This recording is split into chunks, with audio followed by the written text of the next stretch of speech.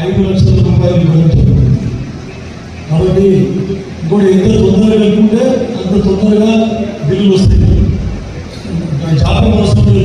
కొంతమంది నేను చూసిన లేదు దగ్గర అక్కడ టీఆర్ఎస్ నాయకులు ఏం చెప్తున్నారు, ఆల్రెడీ ఇంచుమించు 70-80 మందికి అది బేస్మెంట్ బిల్లు ఇప్పించిన నారాయణ జిల్లా అని కూడా మీకు అందరికీ చెప్తా ఉన్నాను. అపోవాళ్ళు ఖచ్చితంగా పిలిచిస్తుంది ప్రభుత్వం అని చెప్తే నమ్మకండి. కానీ ఏదో తప్పులో ప్రయత్నం ఇస్తున్నారు. ఎందుకంటే వాళ్ళకి ఇప్పుడు పడతలేదు.